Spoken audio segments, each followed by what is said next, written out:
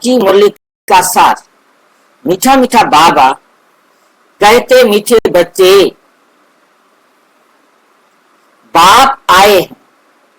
बाबा आए हैं, क्या करने के लिए आए हैं बाबा? बाप आए हैं शुद्ध खुशबूदार फूल बनाने। बाबा आए हैं तुम्हें ज्ञान से खुशबूदार फूल बनाने।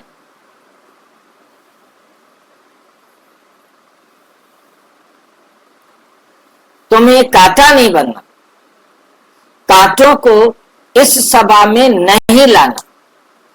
खुद कांटा नहीं बनना और दूसरा कांटे को इस सभा में नहीं लेके आना। क्या कहना चाह रहा है बाबा हमें? सवेरे सवेरे कांटे फूल कहां से उठा के लाया यह हमारा बागवान बाबा?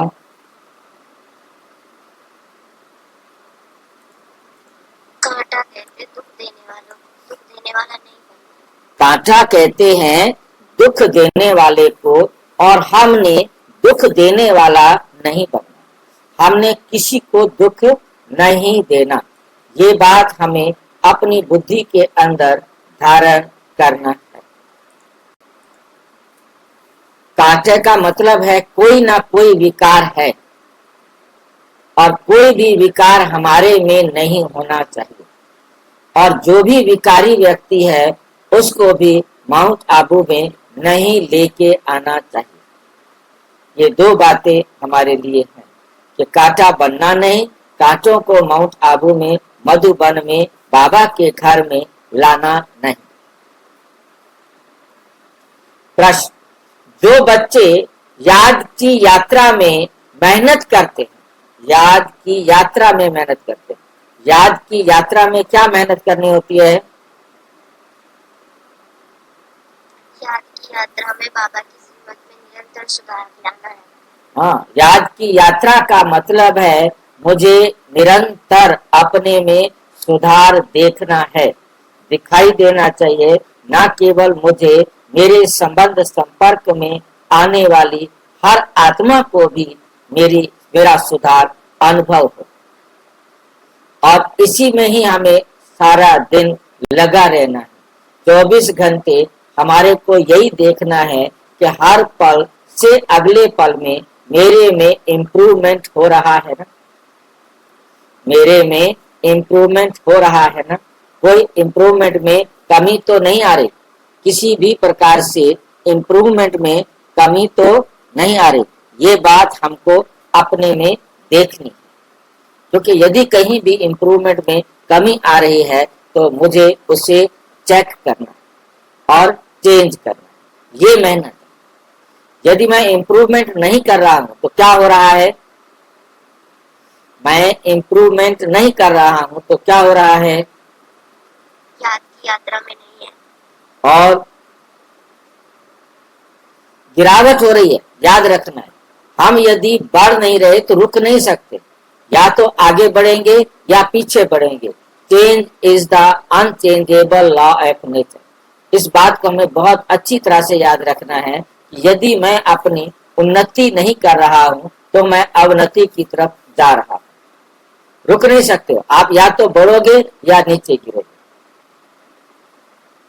ग्राफ जो है हमारा, हाँ जी, के लिए हम अपनी कमियों को पहचान नहीं पाते तो सुधार नहीं कर पाते। बिल्कुल, वो तो है ही। पहला काम है अपनी कमियों को पहचानना, और वो भी पहचानने के लिए भी बाबा ने अपनी सारी श्रीमत दी है। यदि हम बाबा की श्रीमत पर चल रहे हैं तो हम कमी को पहचान रहे हैं और उसको दूर कर रहे हैं।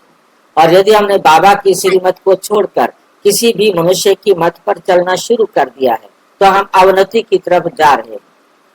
क्योंकि दो में से किसी मत पर तो चलेंगे, या तो बाबा की श्रीमत पर चलेंगे या मन मत पर मत पर चलेंगे। मन मत का भी मतलब है देहधारी मनुष्य की मत, और पर मत का भी मतलब है देहधारी मनुष्य की मत। क्योंकि दो ही हिस्से, या तो हम किसी देहधारी मनुष्य की मत पर चल रहे होंगे या परमात्मा की मत पर चल रहे होंगे। अब हम परमात्मा की श्रीमत पर चल रहे हैं तो नेचुरल हम अपने में सुधार कर रहे हैं, और यदि हम मन मत पर चल रहे हैं तो हम नीचे की तरफ जा रहे हैं। मतलब दो बातें हैं, रुक नहीं सकते।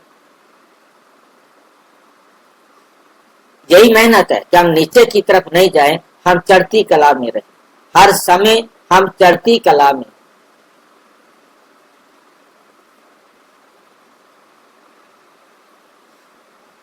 उत्तर, याद की मेहनत करने वाले बच्चे बहुत खुशी में रहेंगे। उनकी निशानी क्या होगी कि जो याद में रहते हैं, जिनको हमेशा चढ़ती कला हो रही है, जो आगे बढ़ते जा रहे हैं, उनके अंदर खुशी होगी, बहुत खुशी में रहेंगे।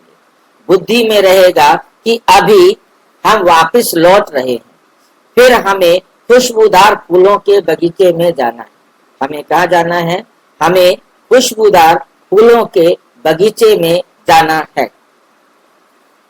तुम याद की यात्रा से खुशबूदार बनते हो और दूसरों को भी बनाते हो, खुद भी बनते हो और दूसरों को भी बनाते हो। ओम शांति।